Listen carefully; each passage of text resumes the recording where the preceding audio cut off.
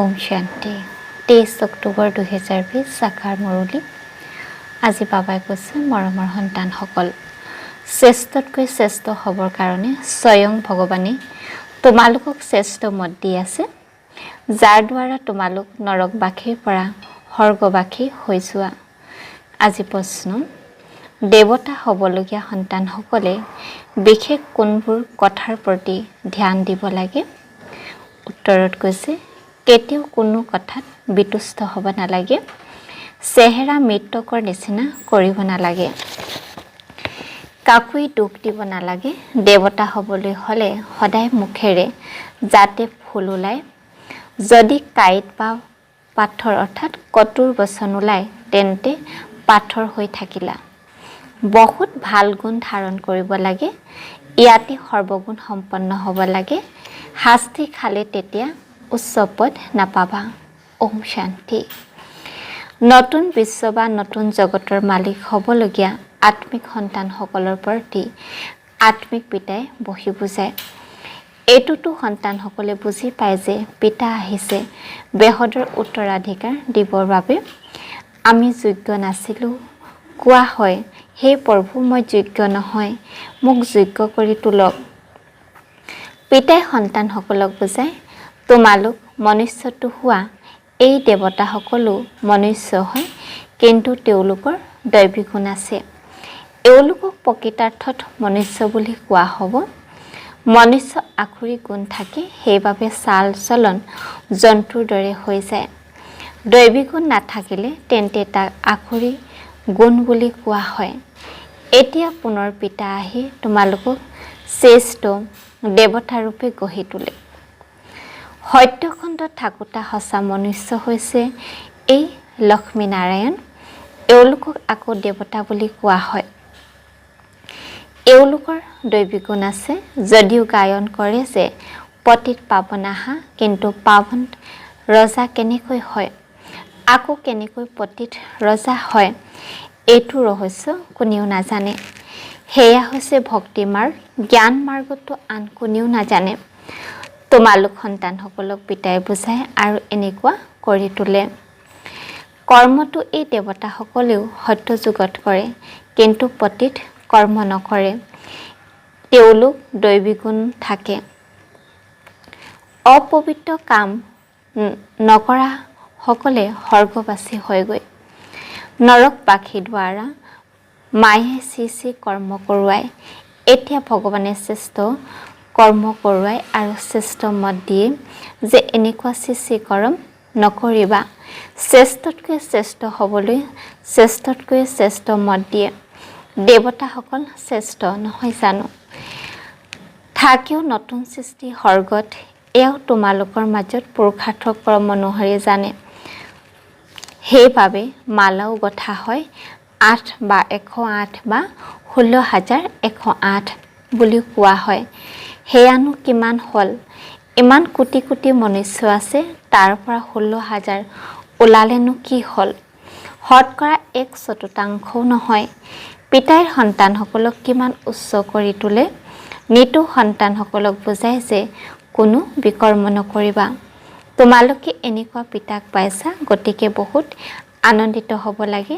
তোমালোকে বুজি পোৱা যে বেহদৰ পিতাই তুলি লৈছে, আমি তেওঁৰ হৈছোঁ। পিতা হৈছে স্বৰ্গ ৰচয়িতা, গতিকে এনেকুৱা স্বৰ্গ মালিক হোৱাৰ যোগ্য সৰ্বগুণ সম্পন্ন হ'ব লাগে। এই লক্ষ্মী নাৰায়ণ সৰ্বগুণ সম্পন্ন আছিল। তেওঁলোকৰ যোগ্যতা মহিমা কৰা হয়। পুনৰ 84 জন্মৰ পাছত অযোগ্য হৈ যায়। এটা জন্ম যদি তললৈ আহে তেন্তে অলপ কলা কম হৈ গ'ল। এনেদৰে লাহে লাহে কম হৈ যায়। যিদৰে নাটকো উকলনিৰ দৰে অৰ্থাৎ ধীত গতিৰে চলে নহয় জানো?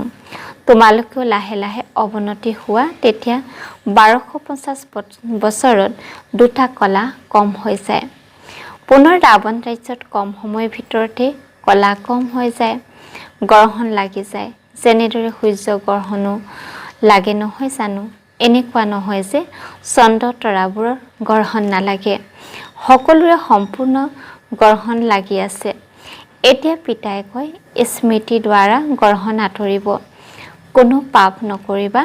প্ৰথম নম্বৰৰ পাপ হৈছে দেহে অভিমানত অহা। এইটো বৰ কাঢ়া পাপ। সন্তানসকলে এই এটা জন্মৰ বাবে শিক্ষা পায়, কিয়নো এতিয়া সৃষ্টি পৰিৱৰ্তন হ'ব। পুনৰ এই শিক্ষা কেতিয়াও পোৱা নাযায়। ওকালতি আদিতো শিক্ষাটো তোমালোকে জন্মান্তৰ হৈ আহিছা। বিদ্যালয় আদিতো সদায় আছেই।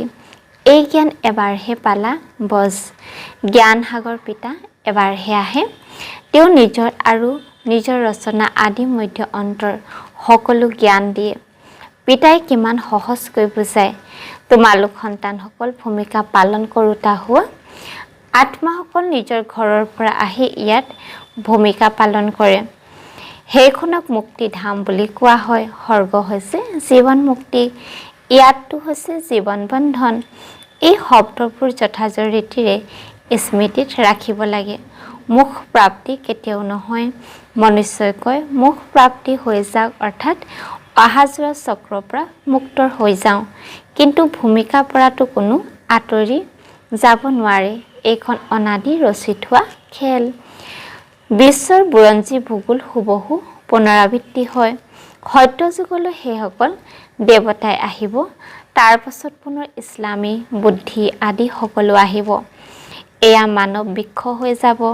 ইয়াৰ বীজ ওপৰত আছে। পিতা হৈছে মনুষ্য সৃষ্টি বীজৰূপ।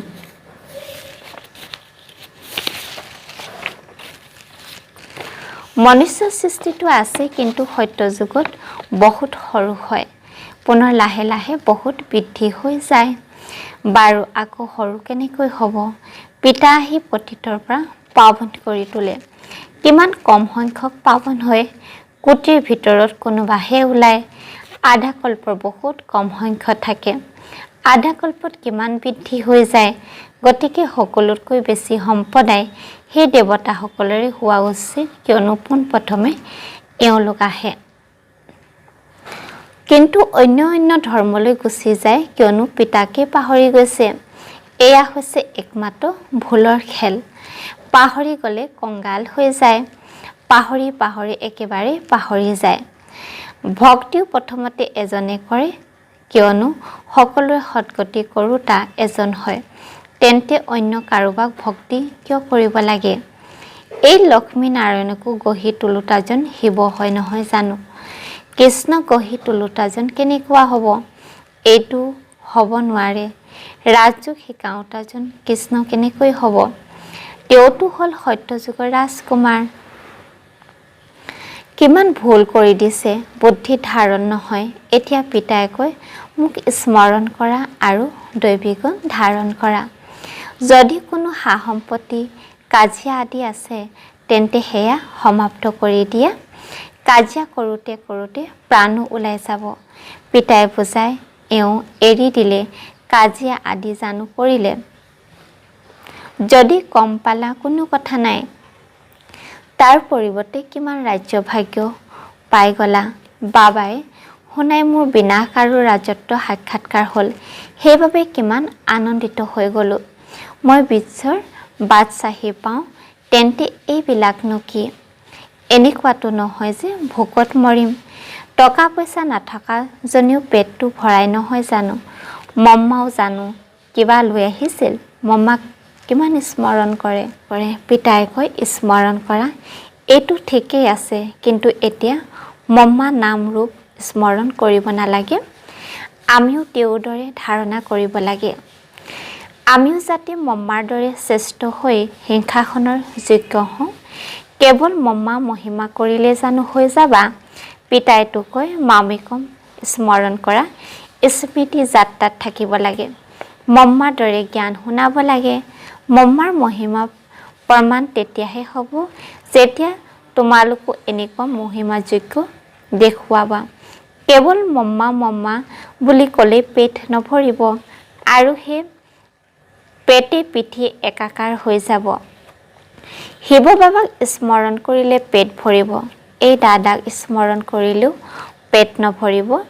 এজনকে স্মৰণ কৰিব লাগে, মহিমা এজনৰে। সেৱাৰ যুক্তি উলিয়াব লাগে, সদায় যাতে মুখেৰে ফুল ওলায়। যদি কাঁইট অৰ্থাৎ কঠোৰ বচন ওলায় তেন্তে পাথৰ হৈ থাকিবা। বহুত ভাল গুণ ধাৰণ কৰিব লাগে। তোমালোক ইয়াতে সৰ্বগুণ সম্পন্ন হ'ব লাগে। শাস্তি খালে আকৌ ভাল পথ নাপাবা। ইয়ালৈ সন্তানসকল আহে পিতাৰ পৰা পোনপটীয়াকৈ শুনিবলৈ। ইয়াত বাবাই সতেজ নিচা লগাই দিয়ে। সেৱা কেন্দ্ৰত নিচা বাঢ়ে। আকৌ ঘৰলৈ গ'ল, সম্বন্ধীয় আদিক দেখিলে সকলো শেষ। ইয়াত তোমালোকে বুজি পোৱা যে আমি বাবাৰ পৰিয়ালত বহি আছোঁ। তাত আখৰিক পৰিয়াল থাকে, কিমান হাই কাজিয়া হৈ থাকে। তালৈ গ'লে আৱৰ্জনাৰ মাজত পৰেগৈ। ইয়াততো তোমালোকে পিতাক পাহৰিব নালাগে। জগতত সঁচা শান্তি কোনেও পাব নোৱাৰে। পবিত্ৰতা সুখ শান্তিৰ পিতাৰ বাহিৰে আন কোনেও দিব নোৱাৰে। এনেকুৱা নহয় যে পিতাই আশীৰ্বাদ দিয়ে দীৰ্ঘায়ু হোৱা, পুত্ৰৱান হোৱা, নহয়। আশীৰ্বাদেৰে একোৱেই পোৱা নাযায়। এইটো মনুষ্য ভ্ৰম। সন্যাসী আদিও আশীৰ্বাদ দিব নোৱাৰে। আজি আশীৰ্বাদ দিয়ে, কাইলৈ নিজে মৰি যায়। পোকো চোৱা কিমানজন হৈ গ'ল। গুৰুসকলৰ গাদী চলি থাকে কম বয়সতেই। গুৰু মৰি গ'লে তেতিয়া আন কাৰোবাক গুৰু কৰি দিয়ে বা সৰু শিষ্যক গুৰুৰ আসনত বহুৱাই দিয়ে। এয়াতো বাপ দাদা হৈছে দেউতা। এওঁ লৈ কি কৰিব? পিতাটো নিৰাকাৰ হয় নহয় জানো? শৰীৰধাৰীহে ল'ব। এইটো বুজিবলগীয়া কথা। এনেকৈ কেতিয়াও ক'ব নালাগে যে আমি শিৱ বাবাক দিওঁ। নহয়, আমি শিৱ বাবাৰ পৰা পদম লওঁ, দিয়া নাই। পিতাইতো তোমালোকক অলেখ দিয়ে। শিৱ বাবাটো দাতা হয়। তোমালোকে তেওঁক কেনেকৈ দিবা? মই দিলোঁ এনেকৈ ভাবিলে আকৌ দেহে অভিমান আহি যায়। আমি শিৱ বাবাৰ পৰা আহি আছোঁ। বাবাৰ ওচৰলৈ কিমান অনেক সন্তান আহে, আহি থাকে। তাৰ বাবে ব্যৱস্থাও থাকিব লাগে নহয় জানো? অৰ্থাৎ তোমালোকে নিজৰ বাবে দিয়া। তেওঁক নিজৰ বাবে জানো কিবা কৰিব লাগে? ৰাজধানীও তোমালোককে দিয়ে, সেইবাবে কৰাও তোমালোকেই। তোমালোকক নিজতকৈ উচ্চ কৰি গঢ়ি তোলে। এনেহেন পিতাক তোমালোকে পাহৰি যোৱা। আধা কল্পৰ পূজ্য, আধা কল্প পূজাৰী। পূজ্য হ'লে তোমালোক সুখধামৰ মালিক হোৱা। আকৌ পূজাৰী হৈ গ'লে দুখধামৰ মালিক হৈ যোৱা। এইটো কোনেও গম নাপায় যে পিতা কেতিয়া আহি স্বৰ্গ স্থাপনা কৰে। এই কথাবোৰ তোমালোক সংগম যোগী ব্ৰাহ্মণসকলেহে জানা। বাবাই কিমান ভালকৈ বুজায়, তথাপিও বুদ্ধিত ধাৰণা নহয়। যেনেকৈ বাবাই বুজায় তেনেকৈ যুক্তিৰে বুজাব লাগে। পুৰুষাৰ্থ কৰি এনেকুৱা শ্ৰেষ্ঠ হ'ব লাগে। পিতাই সন্তানসকলক বুজায়। সন্তানসকলৰ বহুত ভাল দৈৱী গুণ থাকে। কোনো কথাত বিতুষ্ট হ'ব নালাগে। চেহেৰা মৃতকৰ নিচিনা কৰিব নালাগে।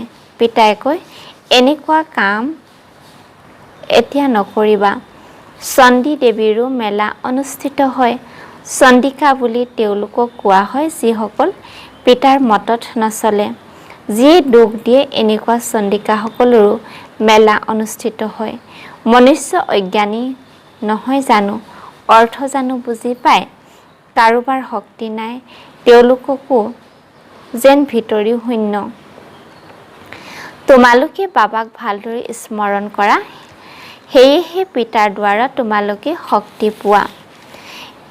কিন্তু ইয়াত থাকিও বহুতৰে বুদ্ধি বাহিৰত ঘূৰি ফুৰে। সেইবাবে বাবাই কয়, ইয়াত চিত্ত সন্মুখত বহি যোৱা, তেতিয়া তোমালোকৰ বুদ্ধি ইয়াত ব্যস্ত হৈ থাকিব। সৃষ্টি চক্ৰ চিৰি চিত্ত ওপৰত কাৰোবাক বুজালে তেতিয়া ক'বা যে সত্য যুগত বহুত কম মনুষ্য থাকে। এতিয়াতো অনেক মনুষ্য আছে। পিতাই কয়, মই ব্ৰহ্মা দ্বাৰা নতুন সৃষ্টি স্থাপনা কৰোঁ, পুৰণি সৃষ্টি বিনাশ কৰাওঁ। এনেকৈ বহি অভ্যাস কৰিব লাগে। নিজৰ মুখ নিজে খুলিব পাৰা। ভিতৰত যি চলি থাকে সেয়া বাহিৰতো প্ৰকাশ কৰিব লাগে। বাবাটো নোহোৱা নহয় জানো? ঘৰত চিঞৰ বাখৰ কৰিবলৈ মুখ খোলে, জ্ঞান শুনাবলৈ নুখোলে। চিত্ৰটো সকলোৱে পাব পাৰা। সাহস ৰাখিব লাগে।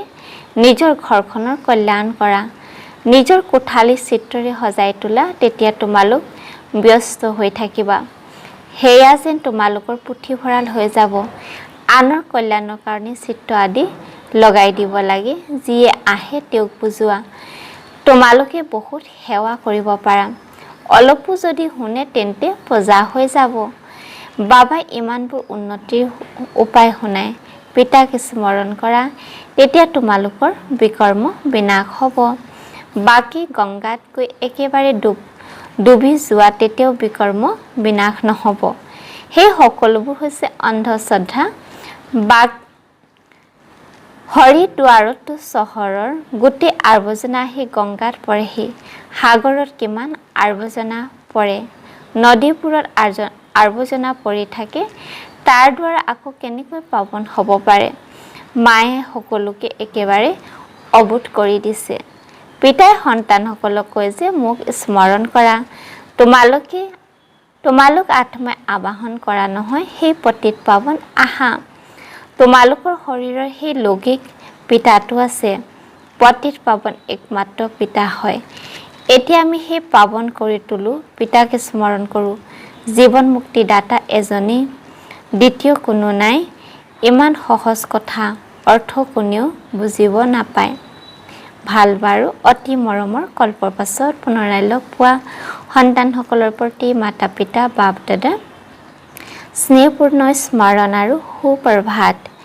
আত্মিক পিতাৰ আত্মিক সন্তানসকলক নমস্কাৰ। ধাৰণাৰ বাবে মুখ্য হাৰত কৈছে, মুখেৰে জ্ঞান ৰত্ন উচ্চাৰণ কৰা অভ্যাস কৰিব লাগে। কেতিয়াও মুখেৰে কাইট বা কটু বচন উলিয়াব নালাগে। নিজৰ ঘৰ কল্যাণ কৰিবলৈ ঘৰত চিত্ৰ সজাই ৰাখিব লাগে। ইয়াৰ ওপৰত বিচাৰ সাগৰ মন্থন কৰিব লাগে আৰু আনকো বুজাব লাগে। ব্যস্ত হৈ থাকিব লাগে। 2 নম্বৰত কৈছে, পিতাৰ পৰা আশীৰ্বাদ বিচৰাৰ পৰিৱৰ্তে তেওঁ শ্ৰেষ্ঠ মতত চলিব লাগে। মহিমা শিৱ বাবাৰহে, সেইবাবে তেওঁকে স্মৰণ কৰিব লাগে। এইটো অভিমানত যাতে নাহে, মই শিৱ বাবাক ইমানখিনি দিলোঁ বৰদান। বিশ্ব কল্যাণকাৰী উচ্চ স্থিতিত থাকি বিনাশলীলা প্ৰত্যক্ষ কৰোঁতা সাক্ষী দিস্তাৰ হোৱা। অন্তিম বিনাশলীলা প্ৰত্যক্ষ কৰিবলৈ বিশ্ব কল্যাণকাৰী উচ্চ স্থিতি আৱশ্যক। যিটো স্থিতিত স্থিত হ'লে দেহৰ সকলো আকৰ্ষণ অৰ্থাৎ সম্বন্ধ, পদাৰ্থ, সংস্কাৰ, প্ৰকৃতি, অস্থিৰতা, আকৰ্ষণ সমাপ্ত হৈ যাব। তেতিয়া এনেকুৱা স্থিতি হ'ব যেতিয়া সাক্ষী দিস্তা হৈ উচ্চ স্থিতিত স্থিত হৈ শান্তিৰ শক্তিৰ কিৰণ সকলো আত্মাৰ প্ৰতি দিব পাৰিবা। শ্লোগান, ঈশ্বৰীয় শক্তিৰে বলৱান হোৱা, তেতিয়া মায়াৰ শক্তি সমাপ্ত হৈ যাব। ওম শান্তি।